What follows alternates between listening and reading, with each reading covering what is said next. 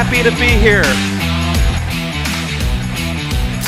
Isn't our life similar to the game of pinball? And with the distractions that we have now with social media, with all the digital universe that's around us, I feel we are living life like we're pinballs. It's a state of unintentionality. We have lost our very focus on pursuing the life we have always wanted to pursue because we are so distracted that we're not calming our minds down enough to do the self-reflection, the introspection, the time and solitude that we need to learn how to play the game of pinball, so we're not letting the ball play us, but we're playing the ball. Hey, I'm so excited to introduce to you someone that has become a friend over the years, just being in this space, John R. Miles, and he is the founder of a movement, I'll call it a movement, called Passion Struck. So he is an authority on behavioral change. He's just a really inspiring guy. He has a podcast that is an award-winning podcast. It's called Passion Struck with John R. Miles, because it's been really impressive to see what has happened with his show. I am the CEO of Passion Struck, but I like to use the name CIO for Chief Impact Officer, because my goal is to impact each and every one of your life by helping you see that you matter and that your life holds significance.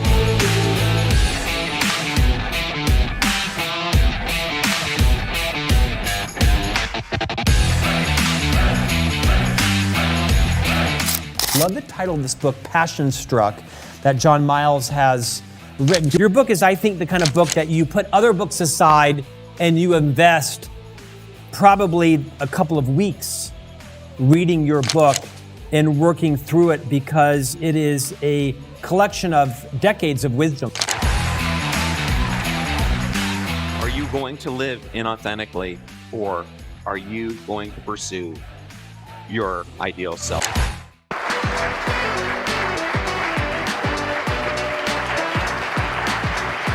Tonight marks the 7th induction ceremony of the Podcast Hall of Fame, which started in 2015. There were a couple gap years in there because of COVID, so we're very happy to be getting this back in. And today we celebrate 11 new pioneering and visionary individuals, like Tom Webster of Sounds Profitable,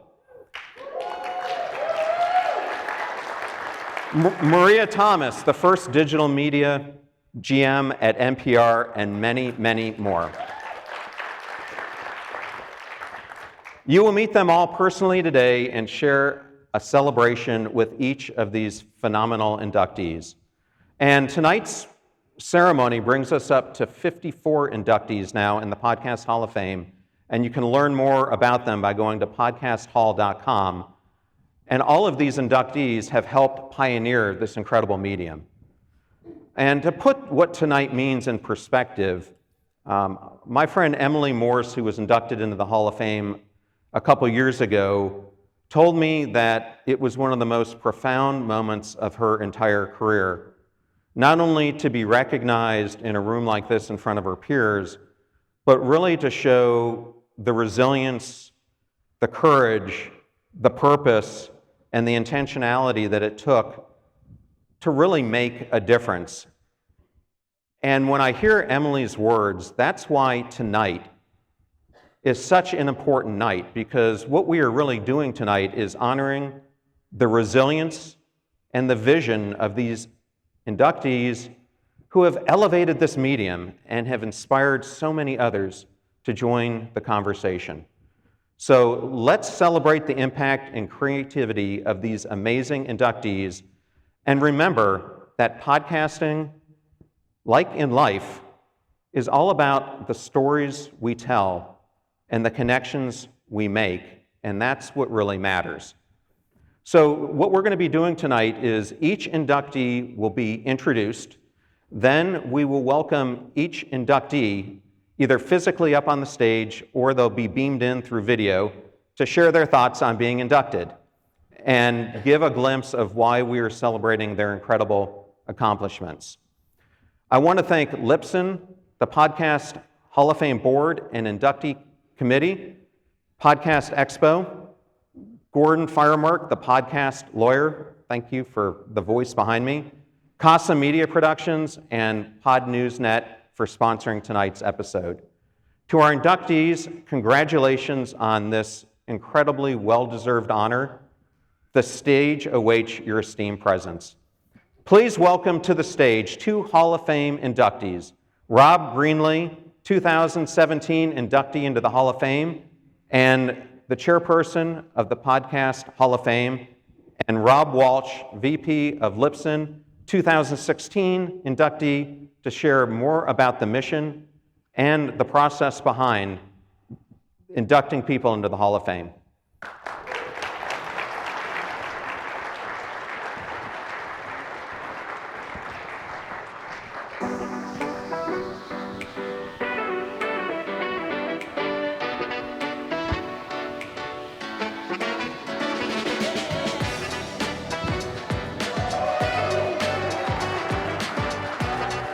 Well, first of all, I want to say thank you so much, everybody, for being here tonight. This is a great honor for me to work on this project, the Hall of Fame, and to really reach out and expose the efforts and the vision of some of the early podcasters, the ones that really had a pioneering impact on this medium and what we've seen today.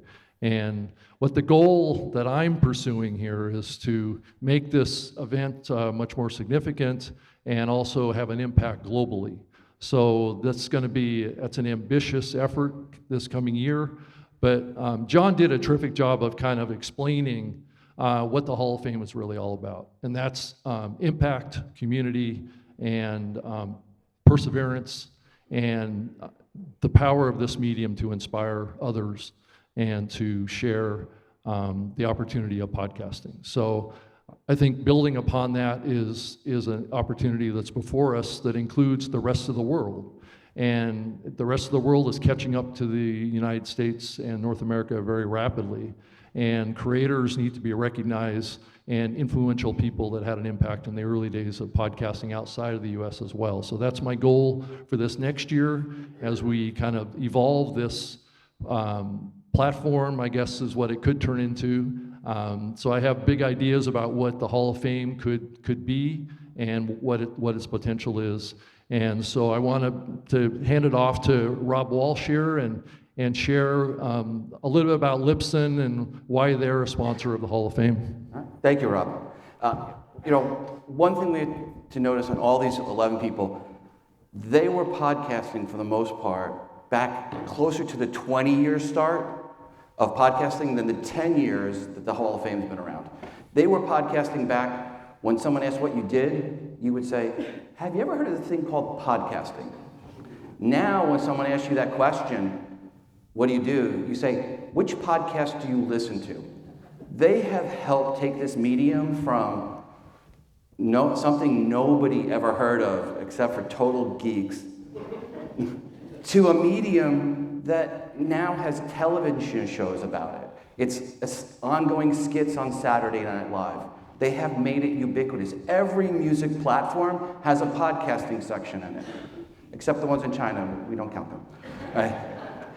But it really has become ubiquitous, and that's what these people did. When people thought they were crazy for being podcasters, these 11 people stuck through it and are still in podcasting today.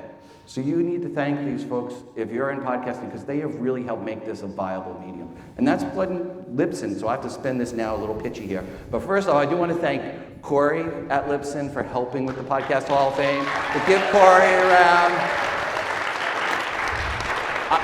I want to thank Chuck, our CFO, and Brendan, our new CEO, for agreeing to write the check to help support the Hall of Fame. I'm supposed to get pitchy, and I'll just say email me, rob@libsyn.com, if you're interested in advertising on a podcast, getting advertising, or hosting. There, that's it, that's done. Sorry, Corey, that's all you're getting. But I do want to say the one reason why Libsyn keeps supporting the Hall is the people in the Hall have the exact same goal as Libsyn, which has always been make podcasting easy, make it viable, make it ubiquitous. So thank you for the 11 people that are here or virtually.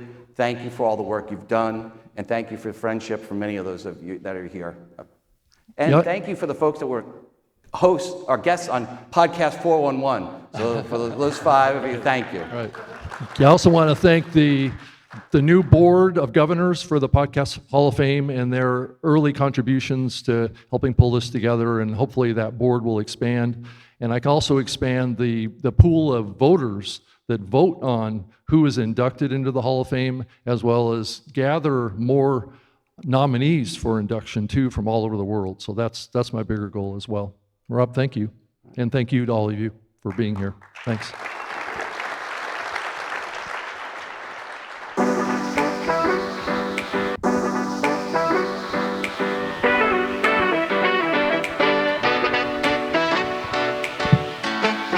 To introduce our first inductee is podcast host and founder of the Women's Meditation Network, Katie Kremitzos.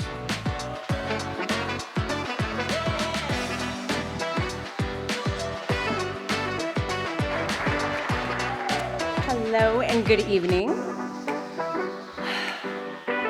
There are a lot of challenges that come along with being married to a genius.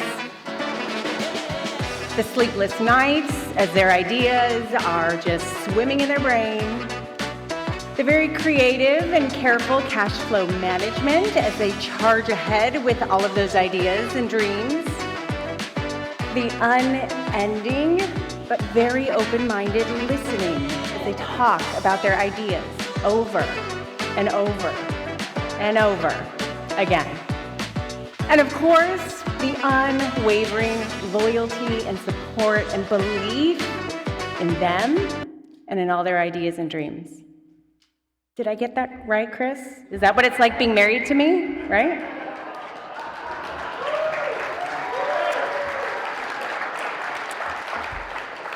All joking aside, my husband, Chris Kremitzos, is a genius. Because over 11 years ago, he brought his beautiful, magical gifts of community building to the podcast community in a way that has truly impacted thousands of podcasters.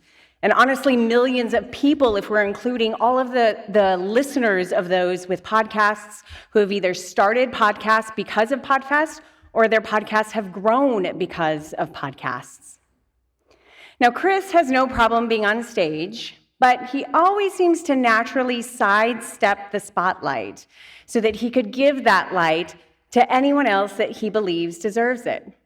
And the thing about Chris is he believes everyone deserves the spotlight.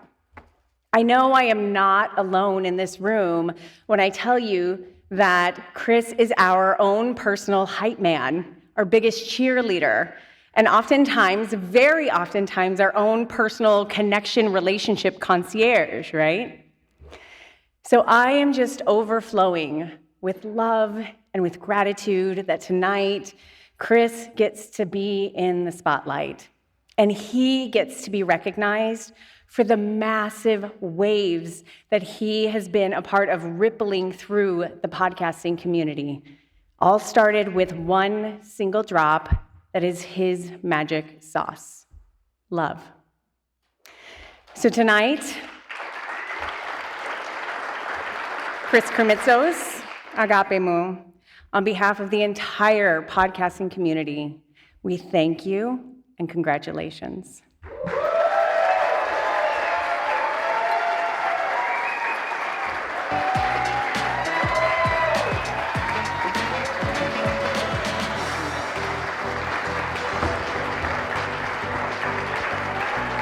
Thank you.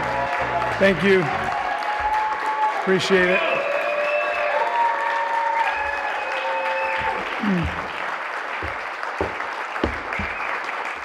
Thank you so much.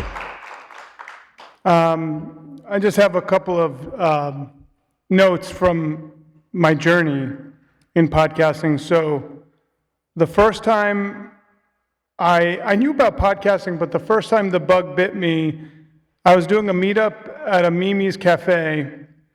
I spent all month promoting it. We had 11 people there. I was so excited that they showed up. And my friend Steve Cherubino, he had a show called Android App Addicts. and he was teaching about podcasting. He also had a course that he sold about podcasting. I think, John, you bought that course. He actually retired the course because he was teaching it too early and no one was buying it back then. But I remember he offered at a steep discount, and of 11 people, 13 people bought. So people's spouses also bought the course that weren't there. It was incredible. I've never seen anything like it. And after the meeting, I said to Steve, how many people listen to your podcast? Because he goes, I talk about Android apps. He goes, 4,000. I go, like 4,000 what? He goes, 4,000 people. I go, how often do you do it? He goes, once a week. And I go, what else do you talk about? He goes, nothing, Android apps. That's what we talk about. And I was like stunned. So I was just like, I'm calculating numbers. Because I'm like, I just spent all month, 11 people show up here at the Mimi's. This guy goes home, he's got 4,000 people. And he goes, I know, I'm trying to get my numbers up. And I'm like, what are you talking about? Because he saw me like just trying to, I said, what you're doing is amazing. I go, and you're helping us. So I said to him, do you mind if I take you around so we could teach podcasting? So what I would do at the time, because I didn't know much, I just knew if I love something, I'm off to the races. So I would pick up Steve, have him bring in his microphone, his speaker, his computer, and I said, we're going to go for a ride. He's like, all right. And then I'd take him, and there'd be like 100 people waiting for him to explain what podcasting is. It's really funny. He'd be like, where'd you get these people? I go, don't worry about it. Just tell them about podcasts. It's the greatest thing. So then what happened was we helped so many people get started, my phone would ring off the hook with like technical support, which I'm not the best guy for technical support. And I said, well, why don't we get a meeting together so once a month we could all get together. And my good friend Lee Silverstein, who has the We Have Cancer podcast, says, I'd like to host your first meeting. At the time, he was teaching at the International Academy of Design. And he gave us our first place to meet. That's where, in the meeting, he was inspired to start the We Have Cancer podcast. As Podfest grew from 100 people, we were in Tampa, to 181 people, my friend Neil Gilarte, who's here in the first row, said, Chris, we have to take this. By the way, I love Tampa. He goes, we got to take it to another city. I go, why? He goes, because this could bring a lot of people, and if you take it to Orlando or Vegas, they're convention towns, it's easier for people to come to the event because there's other things for them to do. People have spouses, families, and it'll grow. And I said, Neil, I can't afford a convention center hotel. I don't know if you know how much it costs to do these events. And Neil said, my sister manages a hotel, Carrie Broyal. They're going to set up a meeting, and they want to help you. I had a friend who was a lawyer that always said, you don't have to say yes, but it's always good to take every meeting and have the decision to say yes or no. So I took the meeting, and the salesperson said to me, what are you paying in Tampa? And I was embarrassed to say because it was like nothing. But I said what we paid, and she said, we could do that. I'm like, excuse me? She goes, we could do that. And I sat there stunned, and as I'm thinking, she dropped the price. And I said, what'd you say? She goes, we'll do less. We'll go less. So then I was thinking about it. I was like, this is crazy, and she dropped the price again. So I said, okay, let me think about it. And I called Neil on the way home. I go, dude, they kept dropping the price. What the hell did your sister say to the salesperson? He goes, well, my sister's been there 20 years. She services all the banquets. She told the salesperson she'll never service another one of her banquets if she doesn't get me a thing at the hotel. To which I said, Neil, why would your sister do that for me? And Neil said, well, when I moved to Tampa and I don't know anybody, you helped me build my video business. My family owes you one, and this is how we're paying you back. Which was very profound.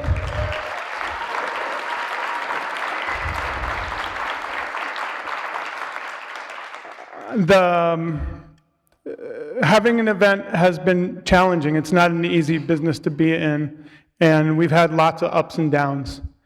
In 2020, we had our event 7 days before the lockdowns. So it was an amazing high, but then we all went home, and we didn't know what to do, right? We're like, when are we going to get back out? Our community, I was talking to my friend Gabe Aloisi of the Let's Play Through YouTube channel, And I said, I don't know what to do.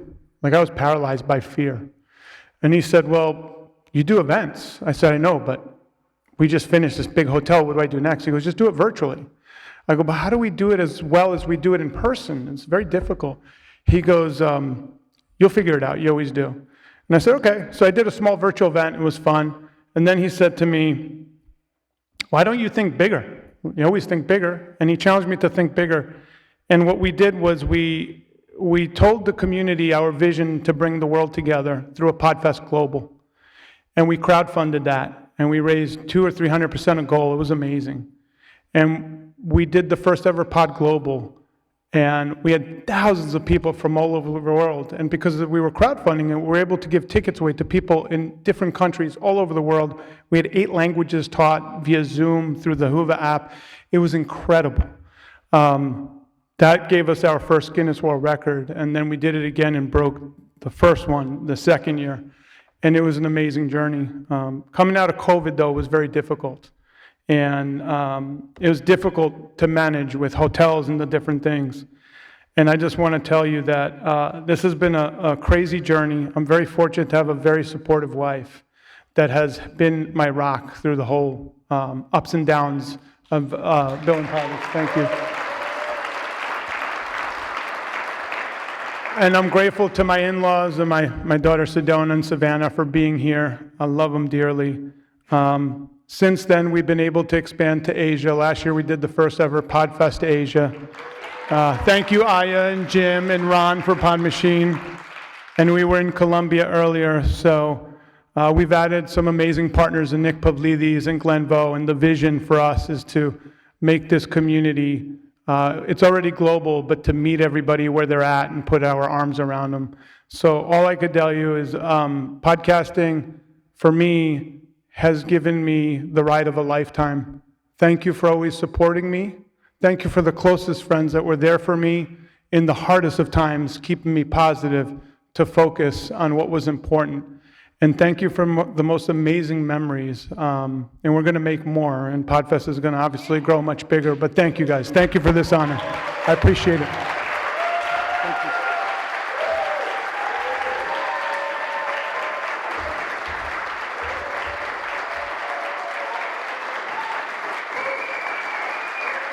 Presenting our second 2025 inductee via video, Managing Director of ACAST, Tiffany. Hello, everyone. I'm here to introduce media maven, entrepreneur, and now Podcast Hall of Famer, Twila Dang. It is an absolute honor and pleasure, and a lot of pressure, to introduce someone as legendary and dynamic as Twila. For those of you who don't know her, after tonight, you'll wish you knew her sooner. Twila is one of those rare forces who will always leave you thinking, leave you wondering, why didn't I think of that? Or how can we work together? Or in my case, thank you for being a friend. Since starting her career in the media industry more than 15 years ago, Twila has been laser focused on amplifying voices and creating platforms for women and girls. Now, in any industry, that would be outstanding. But in one as male-dominated as media, having an ally like Twila in your corner is phenomenal. Since founding Matriarch Digital Media, Twila's been on a mission to shake up storytelling, making it smarter and funnier and more empowering with women in the space. She started in talk radio in Minnesota, but has since graced national platforms, including ABC News. Her strategic mind, creative vision, her relentless energy make it look so easy. But Twila puts in that work. Seriously though, Twila, when do you sleep? Anyway, she just doesn't talk about creating spaces, she does it.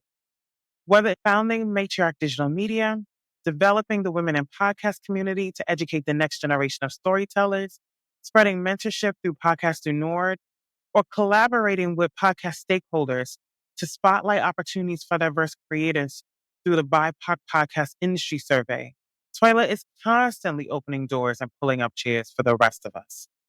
Twila's superpower is making sure that podcasting isn't just a medium, but a movement.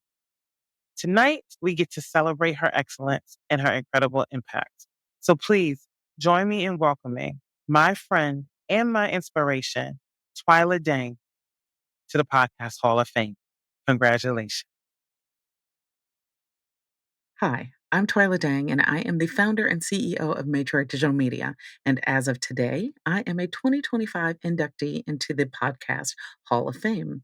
First, let me say thank you to everyone associated with the Hall of Fame.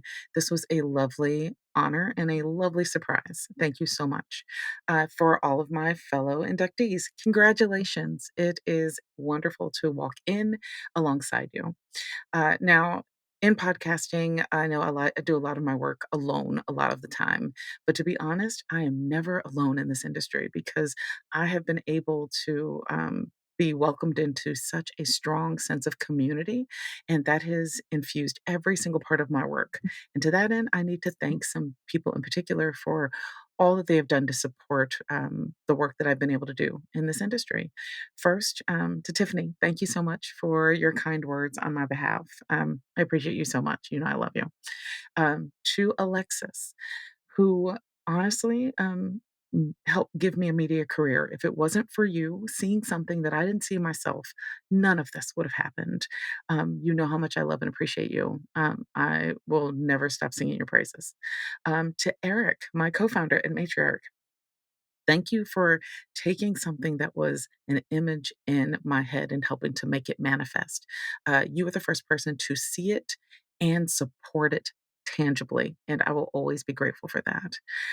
There have been a wondrous community of Black women who have not only supported me, helped me, answered questions, and been generous with their time, energy, and support. And I would not have gotten nearly as far without all of their help. So to Barry and Renee and TK and Anna and Ashley and Adele and Anna Deshawn, thank you so much for everything that you've done to support me. I cannot wait to see all of us thrive in the future in this industry. To my family and friends, I love you. Thank you so much for honestly rocking with me from the very beginning when I was walking around just saying, I think I have an idea, to what it is now, which is a thriving organization that continues to grow. Thank you for supporting it, being cheerleaders of it, encouraging me, not letting me quit. I appreciate you so much. And last, but absolutely not least, to my children. I have three amazing humans that I was able to bring to this world, and they have grown up to be the finest humans. But even more so, they have been wondrous inspirations for everything I do. I strive every single day to make them proud, and they show me every single day that the possibilities are endless. So, to my three babies, I love you so much. Thank you so much for all that you do. And remember, the coolest job I'm ever gonna have is being your mom. All the rest of this is just cherry on top of the cake. So thank you. And thank you again to everybody at the Podcast Hall of Fame. You have a great night.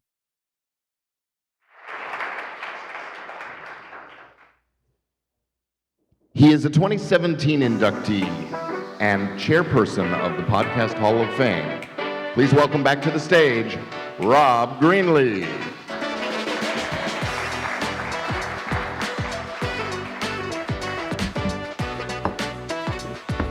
It's a very heavy Hall of Fame trophy. So good evening, everyone, again. Today I'm here to celebrate a great inductee, Lou Mongello. He's a remarkable creator, a visionary, a community leader, and whose passion for storytelling and Disney magic has left an indelible mark on podcasting. As the founder and host of WDW Radio, that's Walt Disney World Radio, Lou turned his love for Disney into an award-winning platform and podcast, and has brought joy and inspiration and connection to millions of listeners worldwide. And over that span of 2 decades, a very early podcaster. So Lou is a symbol and reminds us that success is not achieved alone. So he is here to be recognized for his long-standing achievement in lots of areas. But beyond his contributions to the Disney community, Lou empowers others to turn their passions into professions through his Momentum series, his motivational speaking that he does as well, his impact stretches far beyond podcasting and inspires creators to dream big and to take bold steps towards their goals. So, Lou, your work has elevated podcasting and has brought people together in extraordinary ways. Congratulations to you, and in this well-deserved induction into the Podcast Hall of Fame. Thank you very much. And he's here to accept his award, so come on up to the stage, Lou. We'd love to accept you.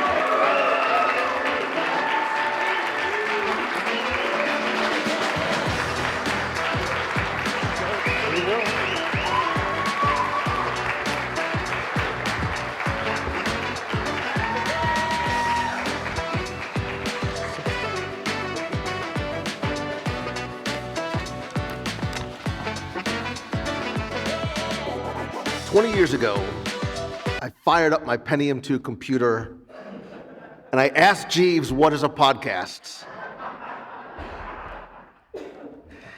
It's a true story.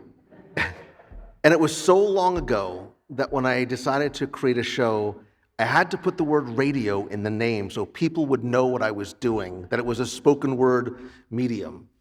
Never thinking it would take me on this journey and get me here today. But this is not about me.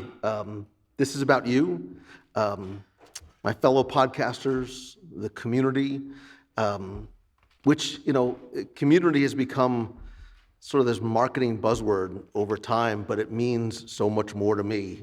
Back in 2004, I took said Pentium 2 computer and I fired up my vBulletin discussion forum because I wanted to create a welcoming place for people with a shared interest, because the word social and medium literally had not come together yet. And that grew into a family, but we never lost the focus of our foundation, and it's gotten larger but stronger than ever. But it's not about the size of your community, it's what you do with it. And it's never been about the numbers for me. Like, I don't care about the numbers of downloads, likes, follows, hearts, or comments. It's always been about the one person who was on the other side, who was listening, the one person who's giving you the most valuable commodity, which is their time. And the one thing I want and hope that you take away tonight and from this conference is that you never know who's listening.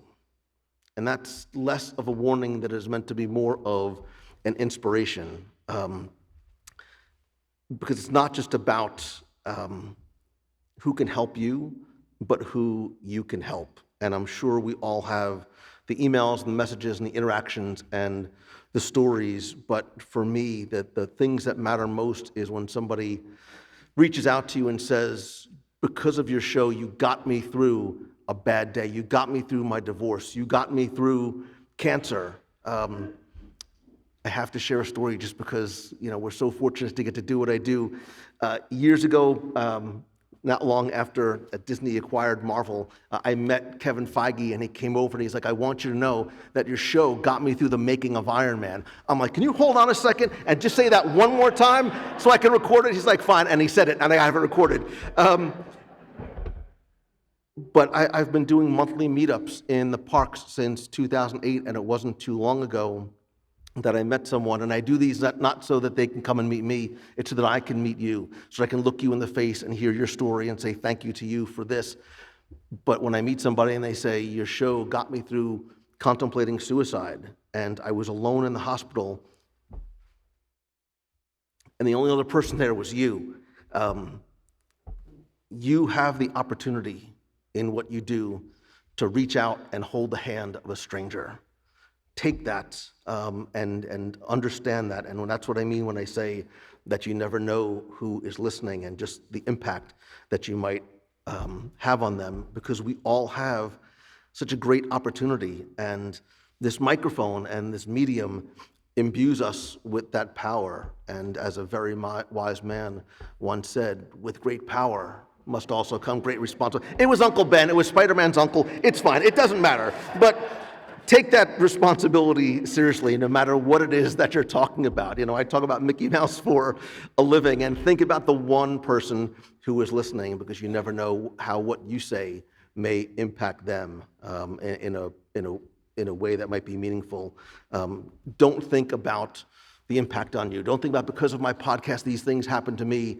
What you want to be thinking about is other people saying, because of your podcast, this is what it did for me. So let every impact that you have be a positive one, because positivity, I promise you, is contagious. For every person along the way who believed in my dream, even as I was trying to figure it out and form it all along the way, for my family whose patience and understanding knows no bounds, my immediate and extended family, to my parents who understood when I was leaving the practice of law, they paid for my legal education, to pursue this thing.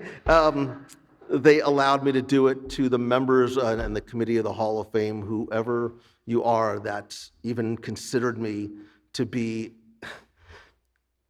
among these incredible people and incredible legends, thank you. And to every person who has listened, commented, shared, hugged, and helped other people with that ripple effect of positivity and a little bit of Disney magic every day, thank you. Everything I have and I get to do in my life right now is because of you.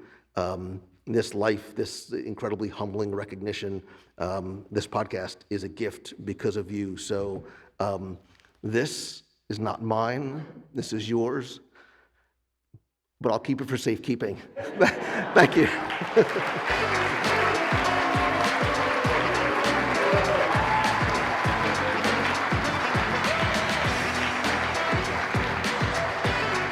To introduce our next honoree, we have 2016 inductee and Vice President at Libsyn, Rob Walsh.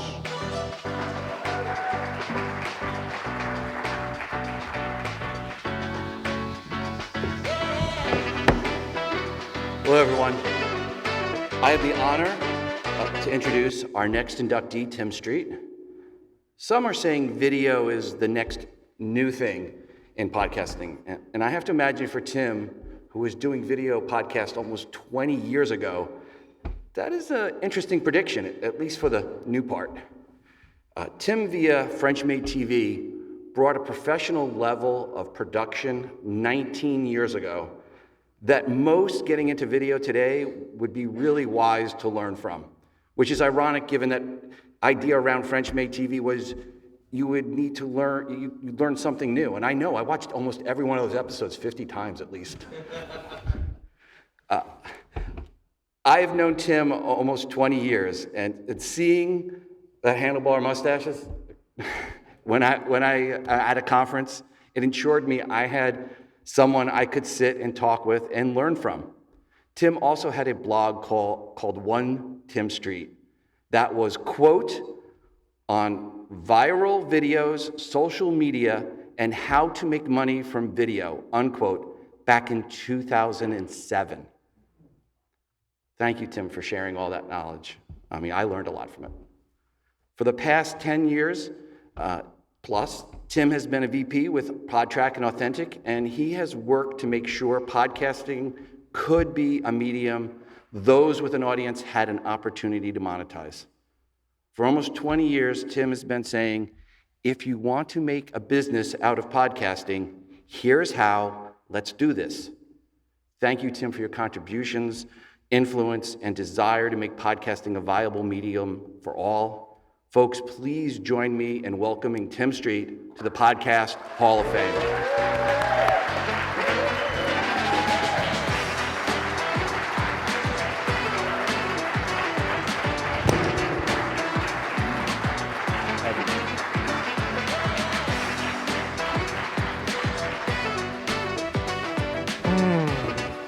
Wow. Thanks, Rob. Thanks to the Hall of Fame, the Podcast Hall of Fame. Thanks for all of you being here. It's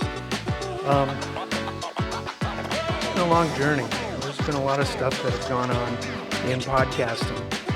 I'd like to say thanks again to the Podcast Hall of Fame, to the inductees, and to Podfest for making this open and available to us all. You know, I'd also like to say thanks to my understanding wife, Sonia, who let me shoot women dressed as French maids. It was PG-13, okay, so don't get too excited. Also like to thank my kids, Ethan and Riley. They're not here tonight, but my nieces, Sandy and Rihanna, and my nephew, Matt, are here, so thank you very much for joining. As a little kid, I wanted to be a writer, and I was repeatedly told that I couldn't be a writer because I couldn't spell. And in 10th grade, in computer math class, when my teacher, Jim Vitter, at Evans High School in Orlando, Florida, said to me, "Tim, there's a new program, it's called Spell Check." I cried. Teachers do make a difference, so keep that in mind. Writing a podcast changed my life. It really did. It opened up opportunities that are still available today. It's really for anyone who wants it.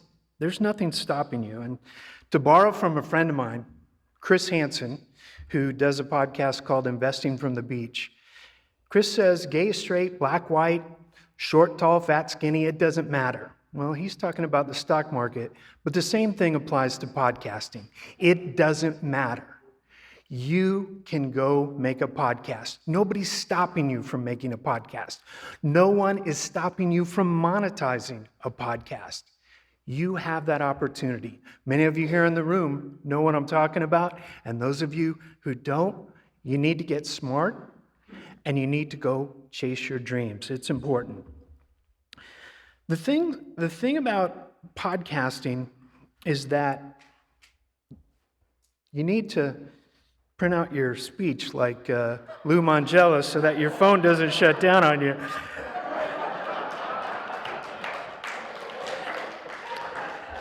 The first podcast I ever came across was a podcast called Tiki Bar TV.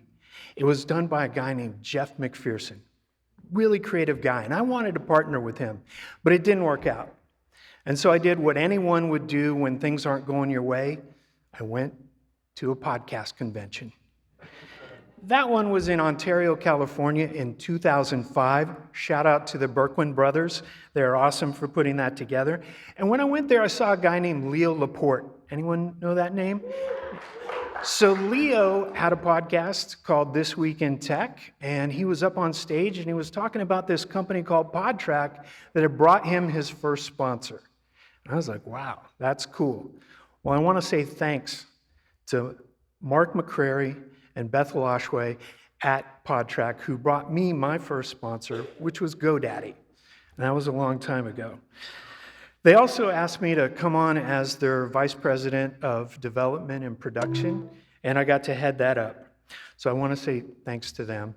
And a thanks to a guy named Willard Tressel, who really helped me focus on the benefit of your podcast. And when you think about a benefit of your podcast, think about the iPod. When we first had that, it was 1,000 songs in our pocket. And for all of us who had CDs and notebooks in the backseat of our car, that was a big benefit. So Tim Napoleon at Akamai, he gave us some free bandwidth. And someone who's helped many people in podcasting, she's an unsung hero, Dr. Jennifer Selke. She was my unpaid intern. She did talent wrangling. She helped us out so much, so thank you, Jen. I also want to thank the guys at Ask a Ninja. They were an early pioneer in video podcasting as well.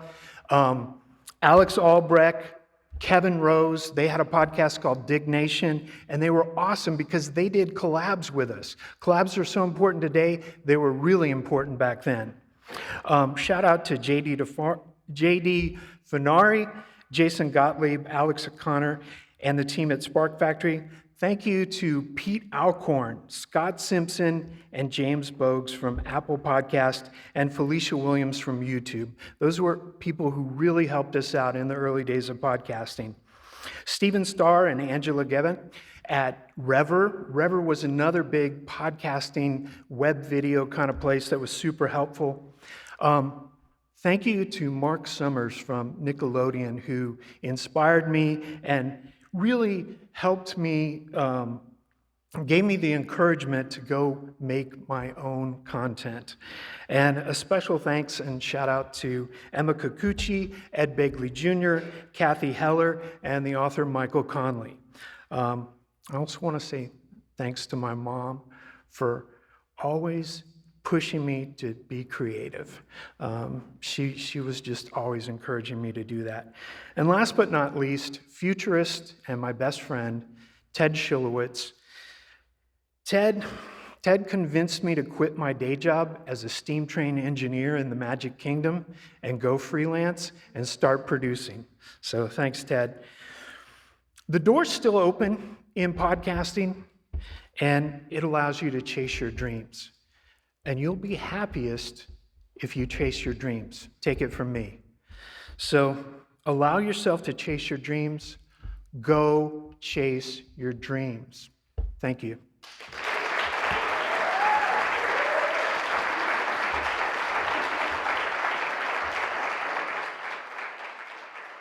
He is a 2017 inductee and chairperson of the Podcast Hall of Fame. Please welcome back to the stage, Rob Greenlee.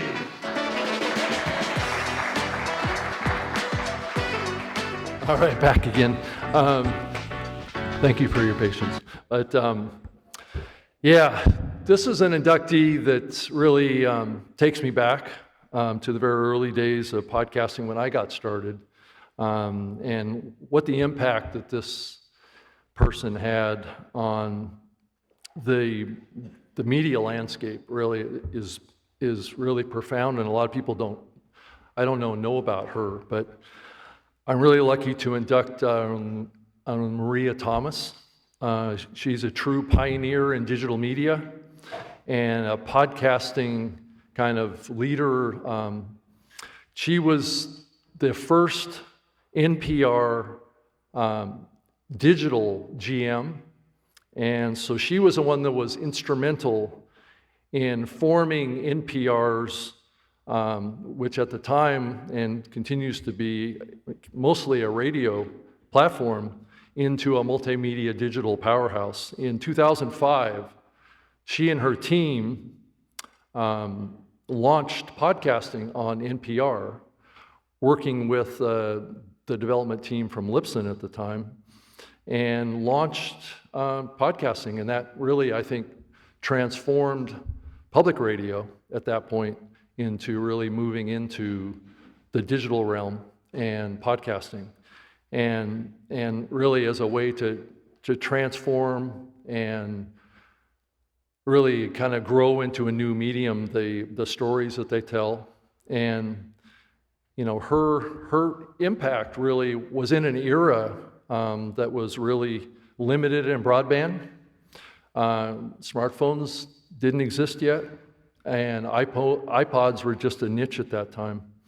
And so she had the foresight to see the opportunity of podcasting, and every time she would fly out to Seattle to spend time at Microsoft, or at the time Real Networks, she would stop off and have coffee with me before she went over there.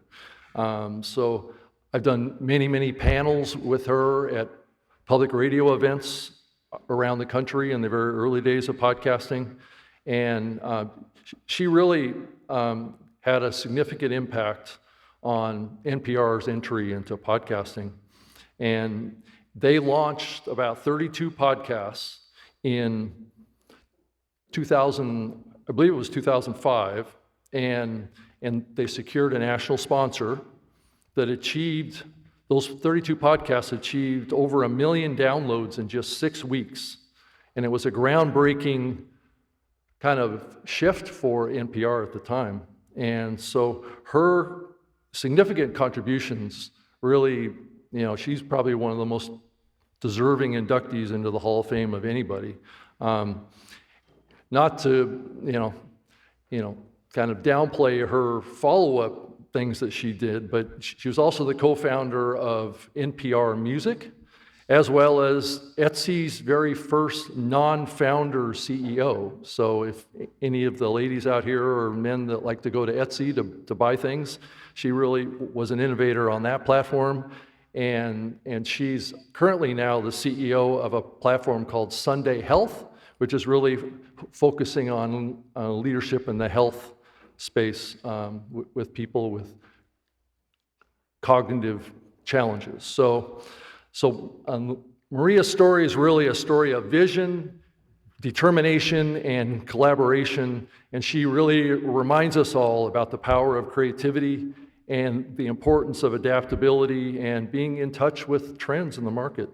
So on behalf of Maria and everyone here, I would like to congratulate Maria, who couldn't be here with us tonight, but she created a really terrific video acceptance speech for herself. So welcome Maria to the Podcast Hall of Fame.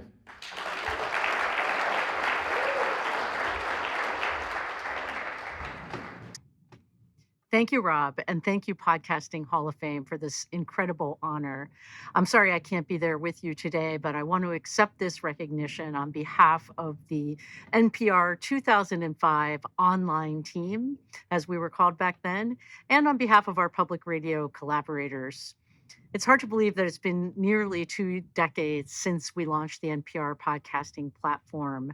In that time, podcasting has become such a defining medium for journalism and storytelling and education. It wasn't all like that back in 2005. Broadband was in about half of all US households, and of course, the smartphone had not yet been introduced. It was estimated that about 6 million iPods were in use in the US at that point. And even though podcasting was new and largely unknown, my team and I always felt like NPR was so perfectly positioned for the new world of on-demand and portable audio, and that podcasting would allow the magic of radio to no longer be bound by both time and geography. In fact, I used to joke with my team, if we can't be successful in podcasting, we should probably be ashamed of ourselves. And of course, that's not to in any way underestimate the incredible efforts that went into launching the NPR podcasting network. It actually began in 2004 when we introduced RSS feeds as a means for distributing content across the public radio system.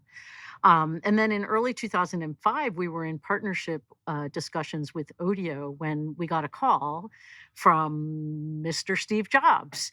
And I went out to Cupertino with the NPR CEO at the time, and Steve Jobs told us about Apple's plans to bring podcasting mainstream by introducing it directly into iTunes. And we knew that that was just going to be transformational in terms of the user experience. We launched NPR's podcasting efforts in August 2005 with an initial directory of 32 podcasts. We did have a national sponsor, which was Acura, and probably one of the bigger ad buys of the time. And within 6 weeks, we reached just an unimaginable milestone of 1 million downloads. A few months later, we tried to keep the momentum going. We introduced a little brand extension, which we called alt.npr. And really with alt.npr, we were trying to encourage experimentation with original content. And we wanted to see, how niche we could get with the audiences. So we introduced podcasts like On Gambling with Mike Pesca and Youthcast from PRX. It wasn't all smooth sailing, though. There were some NPR member stations who had serious concerns about the impact that NPR podcasting might have on traditional radio distribution and radio audiences. So that led to some restrictions on what my team was able to do. We weren't able to introduce full NPR show podcast, and we weren't able to do any on-air promotion, which seems kind of charming now, given given how much on-air promotion there is of NPR podcasts. But even as I was leaving NPR in early 2008, it was already becoming clear with productions like Planet Money how this medium could be used for in-depth and timely storytelling, and how it was going to transform really the future of radio. And so it's just been so thrilling to watch the developments at NPR and across podcasting more broadly, and especially proud of how podcasting has allowed NPR to reach new audiences and younger audiences, and even expand its footprint globally. So this honor, again, celebrates the 2005 NPR online team, and it also celebrates the power of innovation. And I just can't wait to see where podcasting goes next. Thank you again so much to the Podcasting Hall of Fame and all who make it possible. Now, here to introduce the next inductee is the host of Everything Everywhere Daily. Please do welcome Gary Arndt.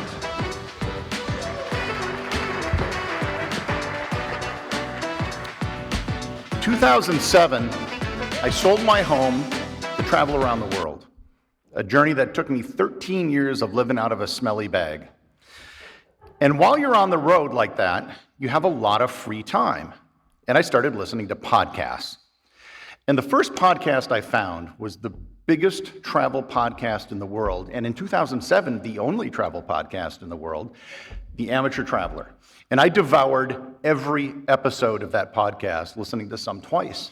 And eventually, I worked up the gumption to email the host and see if I could be a guest on his show. So in 2008, I was sitting in an internet cafe in Yogyakarta, Indonesia. I was a guest on The Amateur Traveler, achieving my dream, talking about the nation of Micronesia. And since then, I've been a guest on the show almost 20 times. I consider myself the caulking of the Amateur Traveler podcast, talking about little places like Liechtenstein, the island of St. Helena. But since Chris has started the show, he's done a little under 1,000 episodes. And he has not only given travel advice, but has inspired hundreds of thousands of people around the world to travel, and has led his own travels and tours with his listeners to places all around the world. In 2009, I got to meet Chris for the first time in person. We were at an event called TBEX, which was the very first travel blogger conference. And I pitched him an idea. I was like, how would you like to start a podcast with me called This Week in Travel? Loosely based on This Week in Tech. We talk about travel every week. So me, Chris, and our other co-host, Jen Leo, who was writing for the Los Angeles Times at the time, we began doing this show.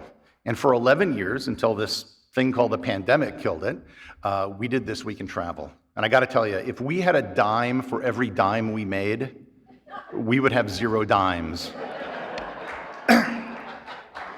But that show introduced a new world to us, because we had people like Samantha Brown, Pauline Fromer, Josh Gates, big people in that industry who were willing to come on the show. We keynoted conferences together. And even though we didn't make any money, it's the example I always use to people that a podcast doesn't have to make money. It can do a lot for you. And during that time, Chris was always doing The Amateur Traveler, growing his audience. And I have to say, even though Chris has impeccable Hall of Fame credentials, he is not a perfect podcaster. In 2013, we were doing an episode of This Week in Travel that I couldn't be on. And you know what I'm talking about. I was going to be visiting the Łaciewska salt mine outside Krakow, Poland, so I couldn't be on the show. But I go down to the mine, and at the gift shop, a mile beneath the surface of the earth, I see they have Wi-Fi. So I pull out my iPod Touch, which gives you an idea of how old it is, and I call into the show as they're recording it. Creating podcasting history, I think, recording a podcast a mile underneath the earth. And I would like to tell you where you could listen to this podcast, except Chris did not hit record.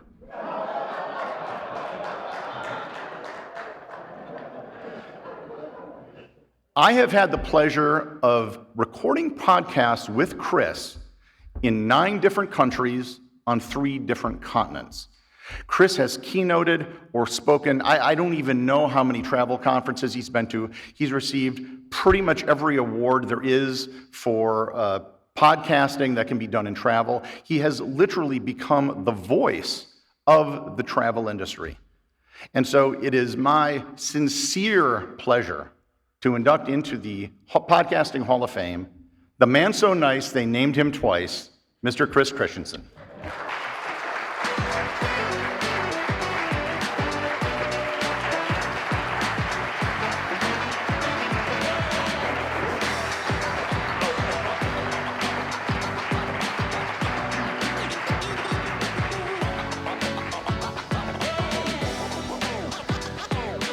I would like to say that's the last time that I failed to hit record. It's happened this year. First of all, special thanks to the video audio crew for the extra promotional time for Amateur Traveler. I appreciate that. It was the best $20 I've spent so far on promotion. I'm Chris, and I'm a podcaster. And I say that because I assumed that this was an intervention.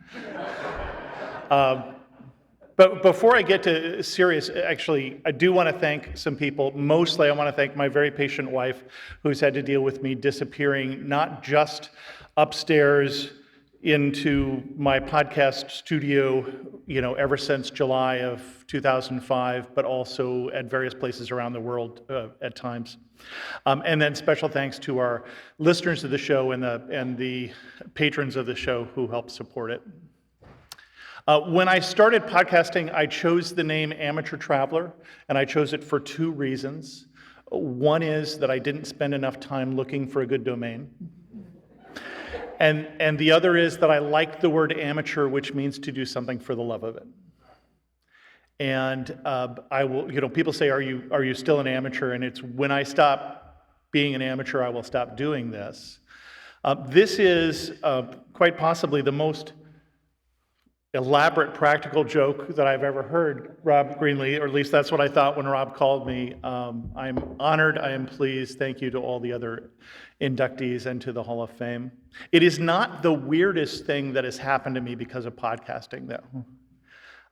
Probably the top three, I got invited to the Obama White House by the National Security Agency.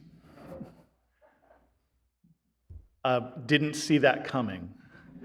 I got a chance to be paparazzi for the Pope for the day in Jordan as the Pope and the royal family visited the baptism site of Jesus. And just to clarify, this is not the same Pope who made peace in the travel podcasting community by splitting the world between Lou and I, where Lou got Disney and I got everything else. This is a later Pope than that. There was a time that if you went to get a job with the Thailand Foreign Ministry, you were required to listen to 2 episodes of Amateur Traveler as part of their English comprehension exam. Might still be the case for all I know. It's been used to teach English in Oxford University, the German and the Canadian school system also. And right now, if you fly home, if you're on one of 7 or 8 different airlines, you'll see it on the seatback entertainment system. So there's been some cool stuff that has happened, but not every day. Anybody who's been doing this for this long knows that there are the other days. There are days that you're doing a travel podcast and there's a global pandemic, but there are also the days where you get that 1-star review from the person who says, I have listened to this show for 3 years and I can't stand it anymore. 1 star and goodbye. The people who suggest that I should get a different host. I'm not sure who they think they're writing to.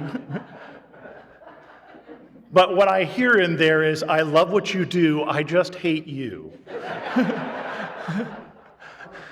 And there are days like that. When I go on from this show, I'm actually flying to New York state, to New York City, and I'm going to the International Media Marketplace Conference, and I will be pitching Amateur Traveler to a lot of destinations around the world why they should have me come and do a podcast about their destination. And I am not meeting with most of the people I wanted to meet with because they would rather talk to somebody from Travel and Leisure magazine or somebody who is basically writing on dead trees. Even though, if you look at the stats, the number of subscribers over the last 5 years for print magazines has dropped in half in the last 5 years, while podcasting, as we know, is doing okay. So my struggles in the travel industry with trying to convince people that podcasting is a thing are not over yet. But my joys in the travel industry with podcasting are also not over yet. This is a wonderful milestone, a tremendous honor, but also just a milestone as I continue to do what I love to do. Thanks so much.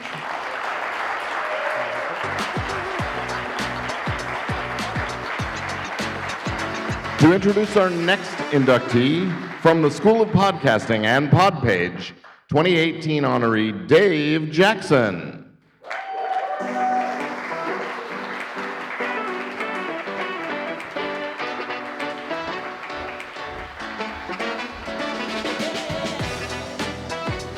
Howdy.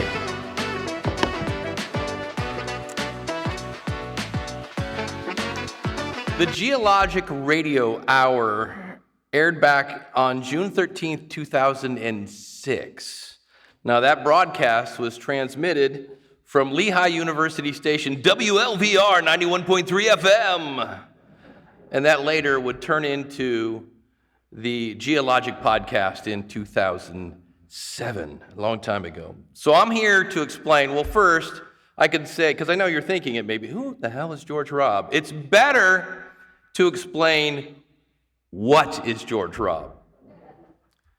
If you were to Frankenstein him together and take Spike Jones, not the cool record producer, the guy from the 30s, Spike Jones, mix him with Charlie Callis from the 70s. He was this comedian that did a lot of mouth noises, so you're going to get a lot of like, kind of stuff. Mix that with the weirdness of Frank Zappa and the absolute silliness of Monty Python. Then throw it into a vat of like science stuff, just tons of it, and sprinkle in a little pop culture. And of course, if you listen to the show, George loves the band Yes, and you will hear lots about Yes. And I know, sure, David Letterman had his mom on his show, but did she ever read Jay-Z lyrics? No, but George's did, and that's just one of the segments that you might find on the Geologic podcast. Things like interesting fauna, again, science, Rupert McClanahan's Indestructible Bastards, not the Bible. Now this is important because George is a skeptic. So what are you not going to hear, or what are you going to hear on George's show? Not the Bible. One of my favorites, Dr. Damien Hanzi's, we have kids in here? Facts that'll fuck you up.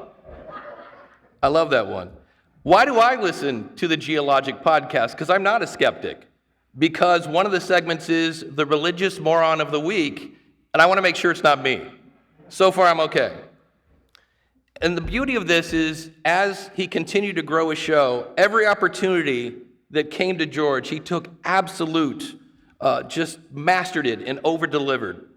And this led to him being asked to be the MC of TAM, which is short for the Amazing Meeting. And if you're a skeptic, this is like the Super Bowl of skeptics. And here again, Geo just blew them out of his socks, or out of their socks in this case. And he was asked back and back and back. So he's going all over the world emceeing the Amazing Meeting. But what about audience engagement? Well, have you ever had your audience make an episode for you? George did. They surprised him for his 100th episode. Think about that. And my favorite is, when is it time to monetize? When your audience goes, George, look, you're a brilliant musician. We've bought every CD. We even bought the weird coloring book thing you did. But for the love of God, put up a PayPal button. That's audience engagement. That is value for value. And look, I know we're all about AI these days. I don't care how many quantum computers you make. There's no way that you can make another George Robb. He is the only one. He's funny, he's educational, he's compassionate, and he is 100% original entertainer. And that is why it is my absolute honor to induct George Robb into the Podcast Hall of Fame.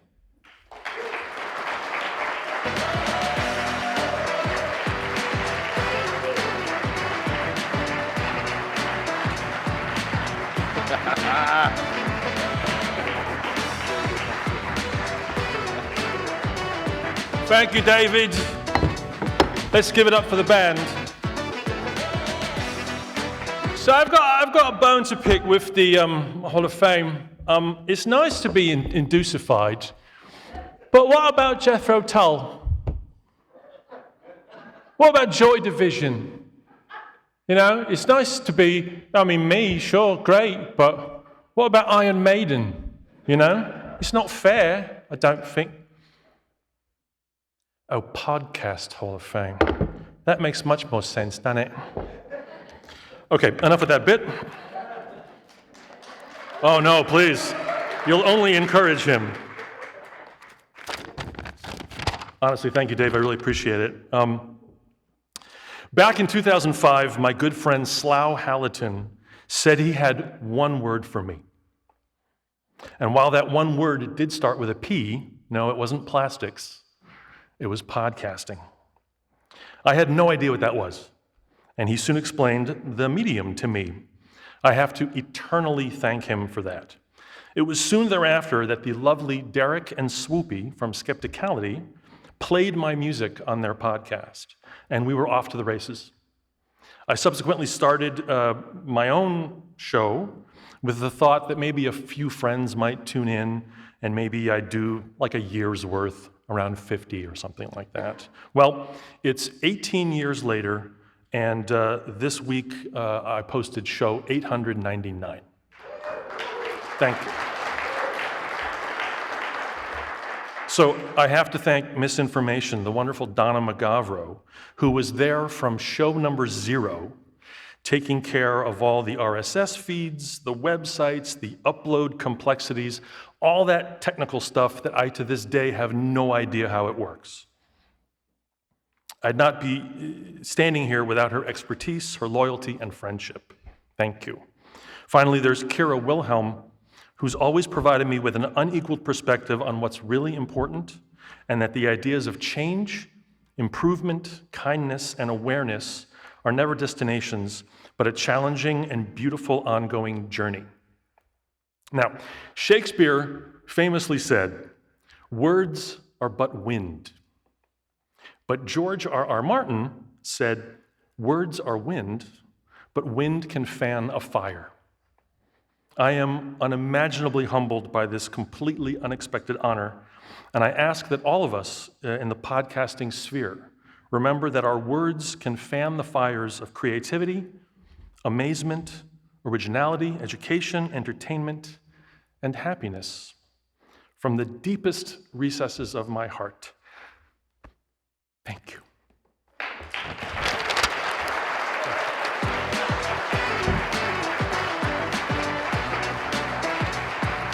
Please welcome back to the stage Libsyn Vice President Rob Walsh.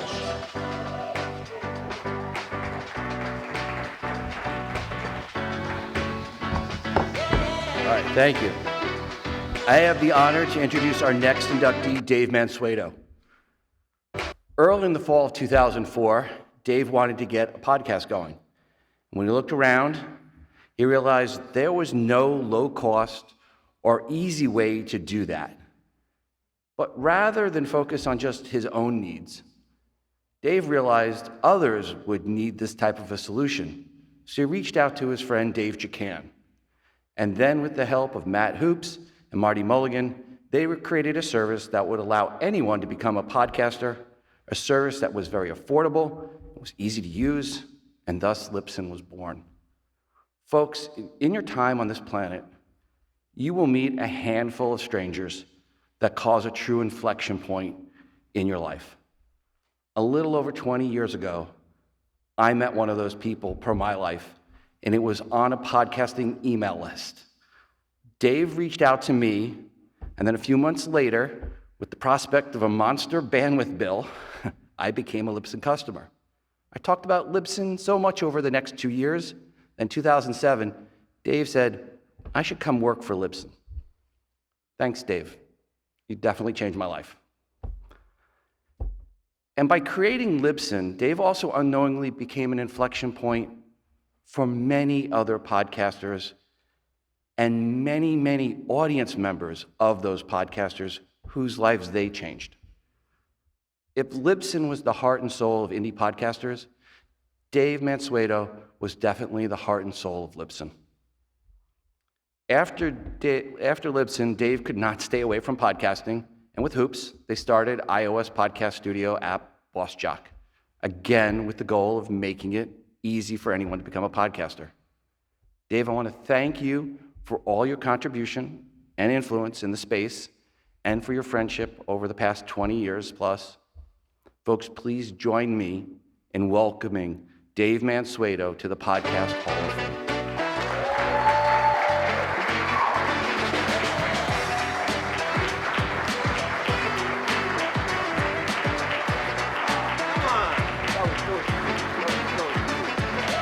Oh, thank you. You're not kidding. Oh my God, that makes it so much harder.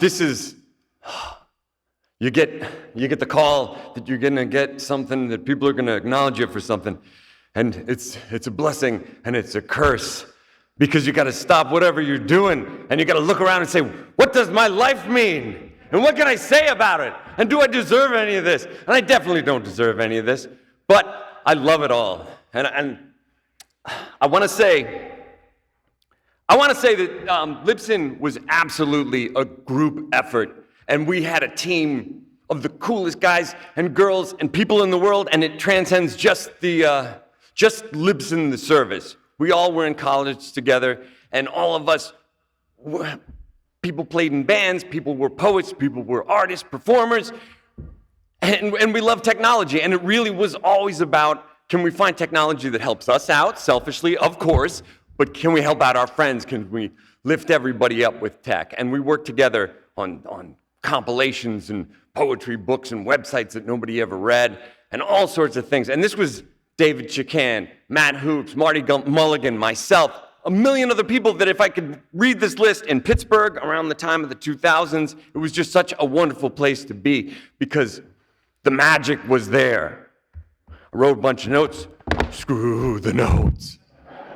Here's what's important. No, the people that I want to thank, because first and foremost, let me say this story. Former Hall of Famer, still Hall of Famer, may not even remember me, but I remember him, Jesse Thorne.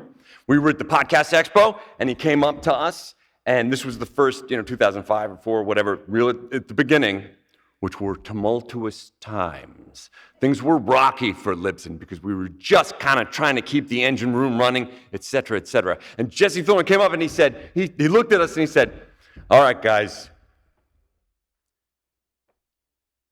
you gonna get your shit together?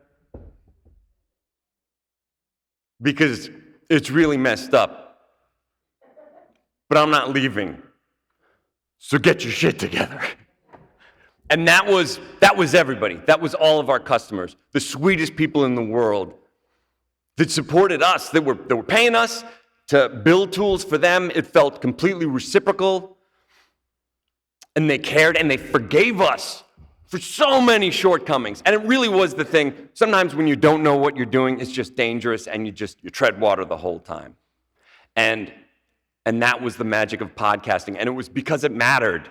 Because at that time, and now, it felt like one of the most important things that ever happened. It felt like the absolute miracle that the internet could birth, that you could have something so special to break down all the walls. And it was Dave that named Libsyn Liberated Syndication. And I think it's beautiful because it's about the free media. And what do we have left? What's great on the internet? What's still cool? What's still wild and out there and free and open and unlimited and not standing in anybody's way, and no gatekeepers control it? What is but podcasting, right? That is it. And at this time, every year there's something, right? But there's always threats just in life. There are threats, the abyss beyond, the dark void, stare into the void. There are dangerous things out there. But the thing we can say about podcasting, the spirit that we love to create, that's the magic. For me, that's the religion. The inception, the creation, the magical stuff. And the freedom, the true freedom for content to go everywhere, wherever it wants to go. People can get it wherever they want it, whenever they want it, all that good stuff. No goddamn gatekeepers. So that's the threat. That's all I would say. Keep it as open and as wild as possible because it benefits us. And when does that happen? It's a miracle. It's a unicorn. And when you have a unicorn, you fight for that unicorn. You let that unicorn fly. You clear the airspace for the unicorn. Because when the inevitable comes, it's going to be that unicorn that takes you to the glorious land of the podcast hereafter. But if you let that unicorn die, it's on you. So here are my thanks. Like I said, look, I'm the bloviating idiot of the group, all right? And I can grovel really well. Dave Chacan's the better orator. Marty Mulligan was the first guy on PHP I ever knew in the world, and a poet and writer, and he cooked best for us every night, gourmet meals. Matt Hoops, for me, absolute, a warrior for something awesome, and the best looking guy in the group. And I love him, and I'm working with him today we're on the boss jock journey together, and I hope to be in all sorts of messes with these guys forevermore. But let's talk about some of the other wonderful people. Mom and Dad, they supported me no matter how crazy the ideas were, and they were all crazy.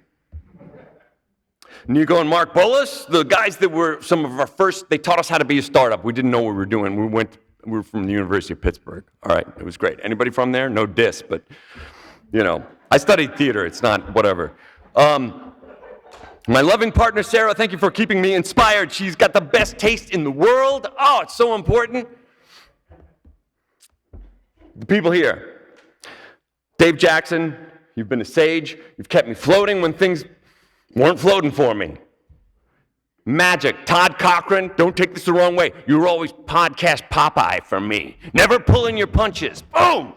Always bringing it right to the nose. And I love you for it every time. You kept us on our toes. Gary Leland, the podcast pickle, damn it. Again, a guy that would just check up on me and say, like, how are you doing? What's happening? It means so much. I miss him here. Rob Greenlee, the white knight of podcasting. Stoic, powerful, wise. Elsie Escobar, namaste.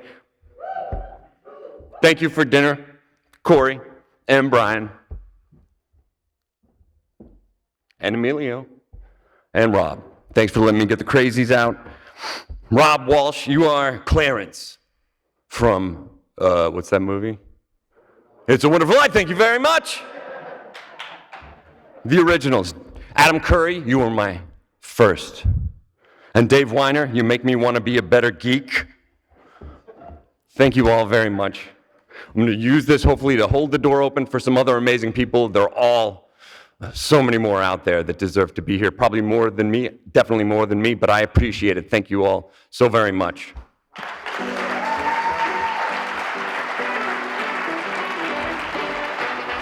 Here now to introduce our next honoree via video is Libsyn Community Manager, a 2117 inductee, Elsie Escobar. Good evening, everyone. What an honor it is for me to be here tonight and celebrate my friend, the incredible Jessica Kupferman. Now, if you've ever met Jess, you know she's not your typical Hall of Famer. She's probably already cracked 3 jokes, made you laugh until you cried, and left you wondering why you're there, why your notes don't make sense, and wait, what are we even talking about? She's the only woman who's ever made me laugh so hard while recording that I fell to the ground, was unable to speak, and was wondering whether or not I needed medical attention. More than once. Jess often jokes about having 40 jobs in 40 years. She's even thought about writing a book about it. And if you'd like a copy, you need to ask her for it so she can get on it. But through every twist and turn, one thing has always been clear. Jess was destined to lead, to innovate, and to create something remarkable. Jess co-founded She Podcasts, transforming a Facebook group into a movement that empowers thousands of women podcasters to thrive unapologetically and boldly. And let's not forget, She Podcasts Live, the first large-scale podcasting conference in the U.S., centered entirely on women. It broke new ground, creating space where women could connect and thrive in podcasting. Jess's journey has not been without challenges. The loss of her daughter, Emily, shaped her in ways that revealed her grace, love, and courage. Emily's memory lives on in the care that Jessica brings to this community.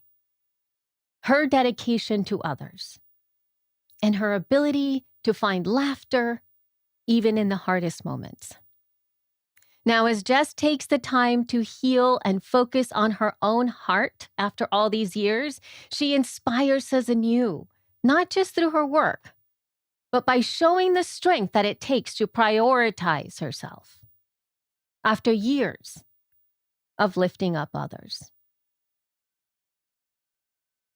Jess, tonight, we celebrate your journey. We honor what you've done, your contributions, and your heart. You've changed the game for so many of us.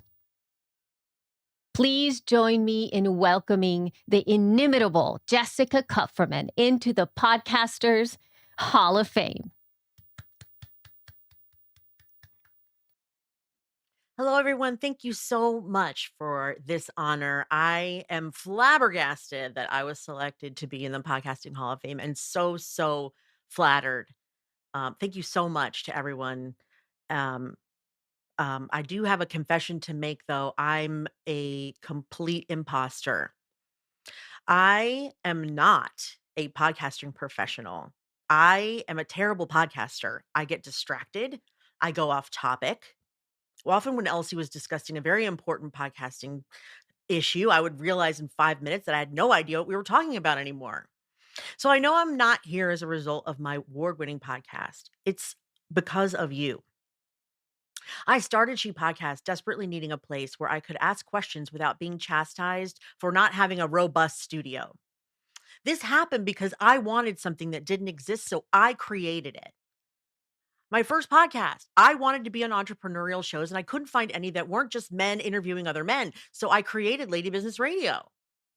The Facebook group I created because the other Facebook groups were so full of noise that I couldn't get to an answer I actually wanted. So I started a Facebook group with the women that I knew, hoping that I could just have a little powwow where I could ask people the stuff that, could relate to me. And the conference too. I wanted a conference where the t-shirts were not male sizes. It's all I asked for in the world. Maybe some flowers. That's it. I created all that stuff because of things that I needed. As a podcaster, I'm damn proud of the work that I've created, that body of work that I've created with Elsie. You can hear our friendship blossom from the very first episode. You can hear me prepare for a new baby. You can hear Elsie wiping toddler tushies. Many of you had written us and been very vocal that you'd love it, our show, even more if we stopped talking about those things. But it was our show. We did it how we wanted, when we wanted, and about what we wanted. Our podcast was for us, but She Podcast has been for you. You deserve to speak and be heard, even if you think there's already 100 people doing what I want to do. That doesn't matter. So what? None of them are you. You're the only person who can tell stories the way you can, or can present stories with your flair, or produce art with the education and experience that only you have. I need to thank Elsie for taking this trip with me through birth, death, global pandemic, societal uprising, me turning 40, her turning 50, and actually yesterday on the 16th, I actually turned 50. I've been blessed over and over again because she's my friend and my partner. I could have never survived all of it without her. I want to thank our editor, John, who hated listening to our show so much that he volunteered to edit it for free, and since then has always taken extra care to make me sound as smart as Elsie. I'm very grateful. And to Chris Kremitzos, who took my first conference on as a project and taught me everything I needed to know about how to create an event where everyone felt welcome and everyone felt like family. We traveled together and worked like dogs together and helped each other and dragged each other through the worst while toasting to the best. To the women I've met, the most amazing, passionate, helpful, supportive, smart, funny women. I've always been here for you, and I will continue to do so. I may not fit in as a podcasting guru, but I've learned over this year to nurture and appreciate what I can bring to the table, which I can do as long as I take care of myself. So please keep telling your stories, keep asking questions, keep trying. Never, ever, ever shut up. Thank you so much to everyone. I love you.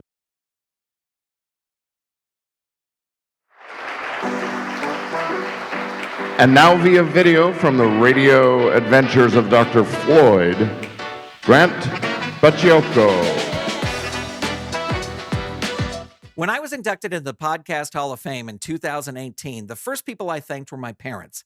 The second person I thanked was the guy I co-created my first podcast with, and the third person I thanked was Lance Anderson. I'd like to read to you what I wrote then.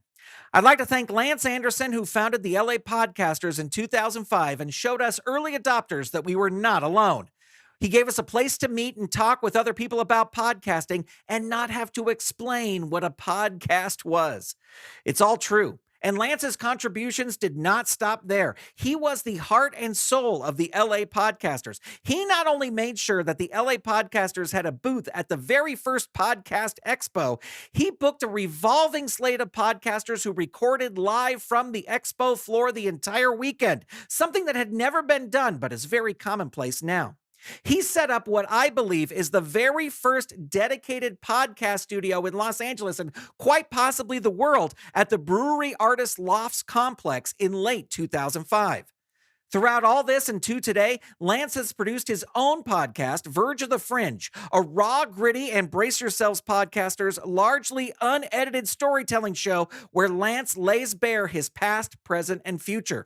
I always get excited when I see a new episode come into my feed because I know what I'm about to listen to is 100% Lance Anderson. He's also dedicated to preserving the history of podcasting so people don't think that it all started in 2007. More news on that soon. Lance could not make it tonight because of the many things going on in Southern California right now. He would like me to add thanks to Marisol and fellow Hall of Famer Evo Terra for their love and support. He forgot to thank them in his video. Hopefully they don't get too mad at him, just like my wife didn't get too mad at me for thanking Lance way before her in my speech. It is an absolute honor to induct Lance Anderson into the 2025 Podcast Hall of Fame. First off, let me say it's a true honor to be inducted into the Podcast Hall of Fame. It really is, and I feel really grateful about it. I wasn't really sure how I would feel, and I know my dad is thrilled about it, which is cool. But it has been a rocky road to get here, and it does kind of start with Rocky, the original Rocky, the movie. I saw that in the theaters when I was a kid, and I saw the people jump out of their seat during the fight, and I thought, I want to do storytelling, and I didn't know how to get there. Another important person for me on that process was Spalding Gray. After seeing his swim into Cambodia, I thought, okay, that's what I want to do. Still didn't know exactly how to get there.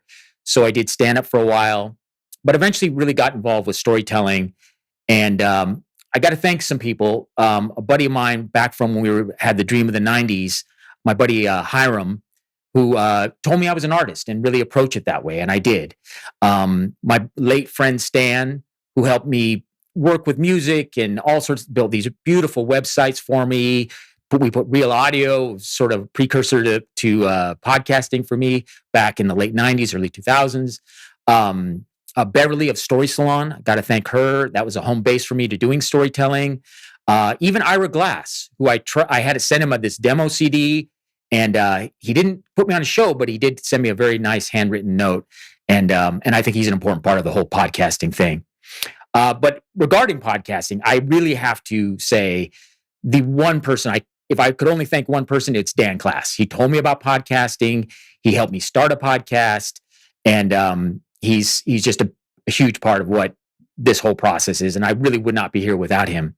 I want to thank John in the UK for helping to create the artwork and kind of give a certain style and look to what I was doing. And even though I'm a solo podcaster, it does take a village, so to speak. And the village that I created was the LA Podcasters, which was just, a cutting edge group that I think there's 4 or 5 of us now in the Hall of Fame, including Tim Street, who's being inducted this year. But there's Grant, who's helping me with this, Elsie and Dan. So I also want to thank, or acknowledge really, because they need to be, Kush and Tim, who are fellow storytellers and were amazing.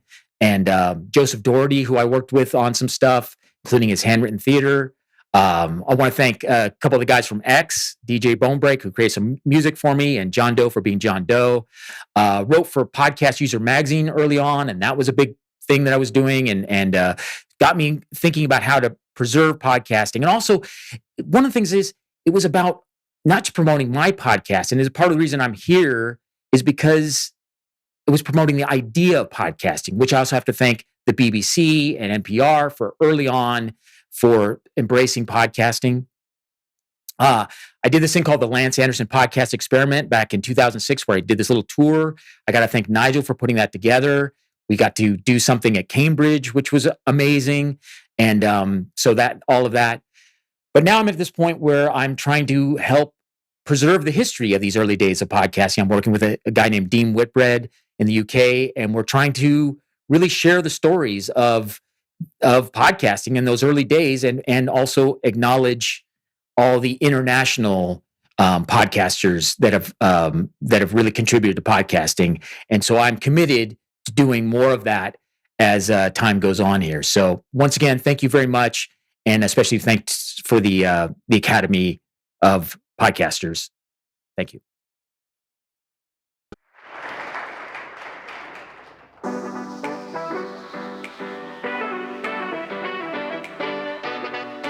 And now to introduce our next honoree, please welcome back 2018 inductee Dave Jackson.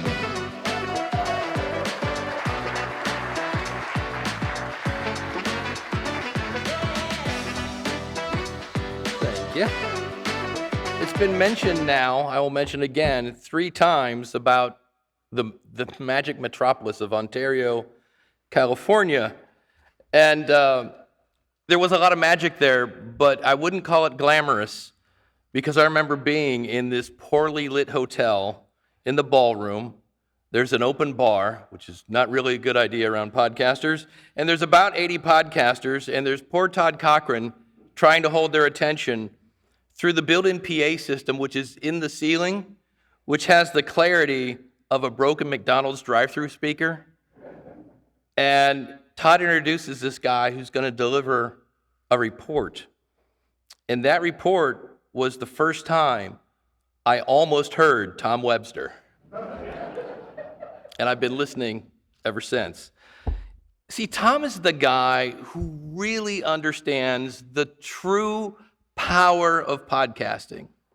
And through his work at Edison Research and Now Sounds Profitable, he's given us the good news and sometimes the not so good news. And he'd already been helping radio forever. He helped Howard Stern understand his audience, and now it was time to help podcasters understand theirs. And sure, when it comes to presentations, if somebody asks me, hey, do you want to go listen to a 40-minute presentation about stats and numbers? We're all like, yay, right? But here's the thing, presentations are made up of content and delivery. You gotta have both. And if you think about it, that could have been horribly boring, right? Hey, look, Facebook is up 2.3%. Woo! But it's Tom's delivery, his delivery, that made these reports memorable. Yes, the research was solid, but the charts and graphs were interspersed with stories, with insights filled with wit and humor that kept your attention. I don't know anybody, I do not know anyone who's ever walked out of a Tom Webster presentation. It just doesn't happen. Tom has helped literally so many things. And it was Sounds Profitable that organized the first full-day session devoted to podcasts at South by Southwest. Not an easy feat to pull off. All the while, like your favorite kind of college professor, wise, all you need is like the padded shoulders on the jacket. That would be perfect. But he kind of gave us homework. Master your craft. Be recommendable. And of course, murder your thirst with liquid death. And when people talk about quantity over quality, Tom said, look, in podcasting, there is only quality.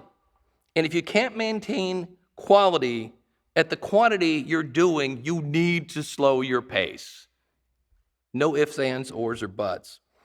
In 2024, he released pretty much my favorite book on podcasting. The book is called The Audience is Listening, and I realize this is the last presentation, so let's do a little crowd participation, shall we? Wake ourselves up, put your phone down. Forget the address is audienceislisteningbook.com. Repeat, audienceislisteningbook. One more time like you mean it. And no, that is not my affiliate link.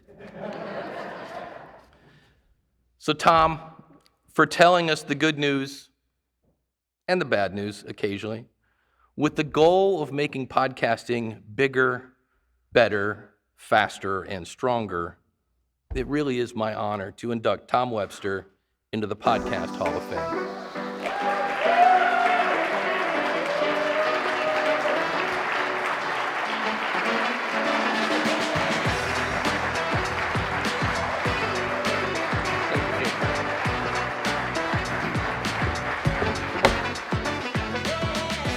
I've got about 65 slides to run through, so I'm going to go ahead and start.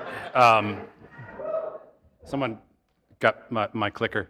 Thank you for this. I got into this whole podcasting business because I've always had a love for spoken word audio. I don't much cotton to video, so I don't do a lot of video podcast consumption myself. I know I have to write and talk about it a lot, but it's really been the magic of the spoken word that has propelled me through my entire career. I grew up in Down East Maine. I was an only child.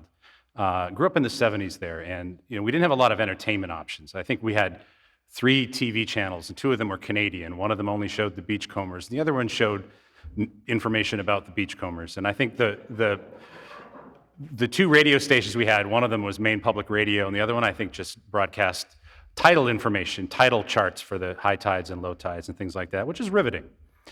But at night, I could put an AM radio, if the clouds were right, under my pillow, and I could get, at night, I could get WBZ Boston. I could listen to the Larry King Overnight Show, which when Larry King was on the radio doing overnight radio, that was a truly magical show. This is long before he started to mail it in on TV. But his craft with telling a story really nurtured my interest in spoken word audio. And I went to college. At Tufts University, and I got the chance to hear a lot of amazing poets and artists and authors and writers. I got to hear Seamus Heaney, who won the Nobel Prize in 1995. And remember, at Seamus's Nobel Prize induction, he said, if you have the words, you will almost always find the way. Not the will, but the words, because the words had the real power there. I got a chance to go hear Seamus Heaney when I was a student there, and poets like Yvonne Boland read their work and bring it alive the way that it did not when I necessarily read it on the page. Spalding Gray, I got a chance to see Spalding Gray. Lance just mentioned him, who was such a great monologuist that they made an entire movie of him sitting behind a desk drinking a glass of water with a map behind him that was done by Jonathan Demme, who did Silence of the Lambs. That's the whole movie of him doing a monologue, and it's absolutely magical. I remember going to see Eric Bogosian. Eric Bogosian, you may know now, is an actor on one of the Law and Order SUV or whatever. And he's also on Succession. But when I saw him, he was a playwright, and he was performing some of his own works. And he wrote and starred in Talk Radio, which is a wonderful Oliver Stone movie about, again, the power that talk has to motivate us into action. I got a chance in my career working in radio to meet people like Jay Thomas. Jay Thomas told the greatest story on television you've ever heard, the Lone Ranger story, it's called. You can Alta Vista that or Ask Jeeves it. And it was a story told so well, and I got to know him in radio when he did radio in Los Angeles, that David Letterman asked him on his show once a year, every year, to tell the same story. Nobody else did that, right? But it was really the power of the spoken word that motivated me. And when I encountered podcasting, I met all of these wonderful people and started to hear all of these wonderful shows that I'd never heard before. And I myself at the time was not a podcaster. I've certainly done my share of podcasts since then. But when I heard those incredible early pieces of work, and I listened to tons of them. Todd, I was one of your first listeners. I guarantee it. I was one of the Ohana very, very early on, right? I wanted to do what I could in the role that I had to try to preserve that bubble, to try to help it to grow, to try to help it to nurture in any way that I could. And the best way that I knew I could do that was to do my job, which was to count things. And I knew if I could count things well and tell those stories well, that the world would see the value of what it is that you do. And that has been my 20-year mission. It's still my 20-year mission. Maybe not for the next 20 years when I get that podcast yacht and I sail off into Podcast Bay or whatever. But it has certainly been my mission up until now. But it's really been driven by a love for the work that you do. And everybody in this room, all of the inductees this year, I listened to your shows way back then. And I wanted to do whatever I could to try to help this industry become what I knew it could be, to really propel the power of the spoken word. I want to read you something really quick, and I'm going to read this because it's not something that I want to get wrong. Another person I got to see speak when I was an undergrad, the poet in residence at Tufts at the time was an amazing poet. He became the poet laureate a couple years after that, named Philip Levine.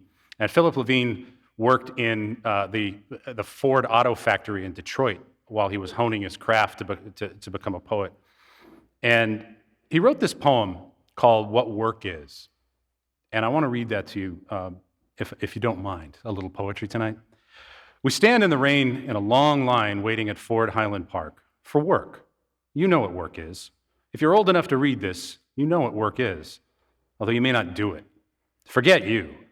This is about waiting, shifting from one foot to another, feeling the light rain falling like mist into your hair, blurring your vision until you think you see your own brother ahead of you, maybe 10 places.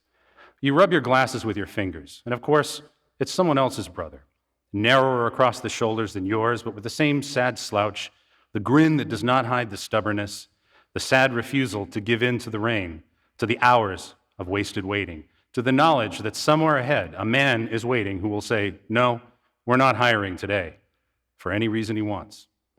You love your brother, and now suddenly you can hardly stand the love flooding you for your brother, who's not beside you or behind or ahead, because he's home, trying to sleep off a miserable night shift at Cadillac so he can get up before noon to study his German, works 8 hours a night so he can sing Wagner, the opera you hate the most, the worst music ever invented.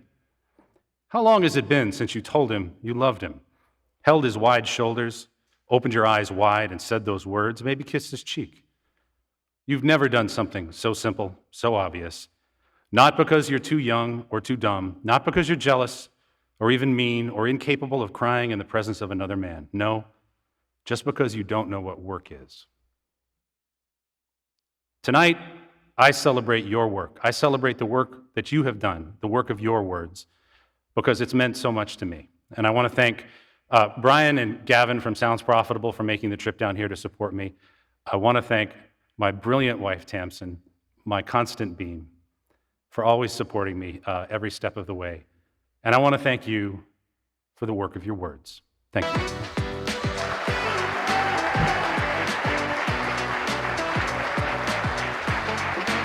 To close our show for the night, here once again is John Miles.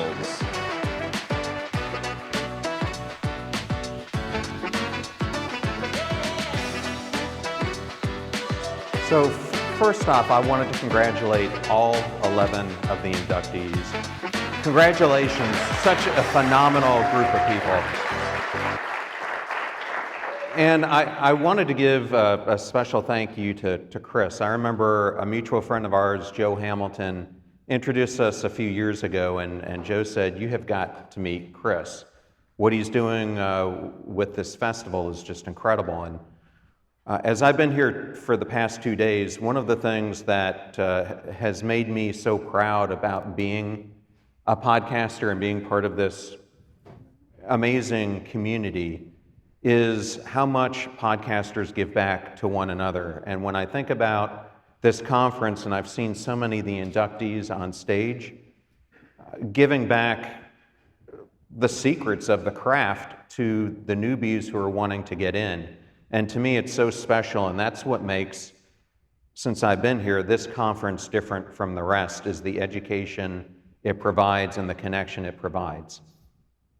So I'm going to ad-lib here a bit. So I was thinking for the inductees today, how do I make it real of how precious an award this is? And I am a military veteran, and a couple of my friends just made general in the Marine Corps, brigadier general. But to put this into perspective, if you're in the Marine Corps, they're on active duty now, about 175,000 Marines, and only 4 Marines are 4-star generals. So your chances of becoming a 4-star general are 0.002%. When I was doing the math behind the curtain, I started to think about, we in the podcast space love numbers. And one of the numbers I've heard quoted a couple times this week is that there have been 4.7 million podcasts that have been started. If you extrapolate that beyond that and how many people are behind the scenes working on them, it's a lot more. But let's just take 4.7 million. There have been 54 inductees into the Hall of Fame, which is 0.001% of that 4.7 million people, which is so much less of a chance than you would have at becoming a general in the Marine Corps. So I just wanted to use that to put it in perspective. And I kind of, before I say the final remarks, I kind of wanted to end on this. Lou, something that you said really touched me, and that is that you don't know what a listener is going through when they're listening to your podcast. It could be someone who's on the verge of suicide.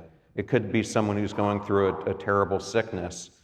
And we have the opportunity to touch people in such unique ways. And I just wanted to share this story. 2024 was a really tough year for me. We had 3 feet of water in our house after Hurricane Helene, which was pouring gasoline on an already bad year. I lost my sister to cancer in May last year, and I think back about why did I have this opportunity to start Passion Struck? And I remember my sister asking me if she could come on the show, and we were interviewing this Dr. Michael Pishvian, who's a Johns Hopkins doctor who specializes in clinical trials because she had pancreatic cancer, she had gotten the Whipple surgery, and she had just learned that she had stage 4 cancer. And she wanted to do this interview with me as a service to other pancreatic cancer patients, hoping that by having this discussion, she could give them hope about their own journeys. And as I thought about, Lou, what you were saying, what other medium do you have where you can bring people like that to touch different humans and to make their lives better? And I just wanted to put it out there because that's one of the biggest reasons I'm so proud to be part of this community, is that we have those opportunities. And so with that, I wanted to thank you again, and the teleprompter isn't on here, so I'm going to do this from memory. I wanted to thank the Podcast Hall of Fame, Rob. Thank you so much for inviting me to do this. It is such a profound honor. I wanted to thank Podfest again for hosting this, for everyone who has been here, and mostly, again, I just want to congratulate all these inductees. I mean, it is such a profound honor to be here as the host amongst you, because as I was starting this, many of your shows were the ones I studied, trying to learn how do I do this craft, something that I didn't know how to do myself. So I feel that I am here in many ways because of you. So thank you so much for your contributions and for making me a better podcaster myself. And with that, thank you so much for coming tonight.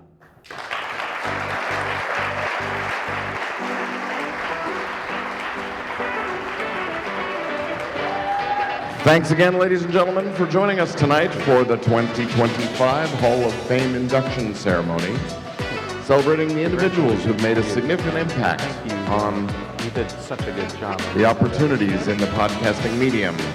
Visit podcasthall.com to learn more about our eligibility requirements to be added to the nomination list for consideration in 2026.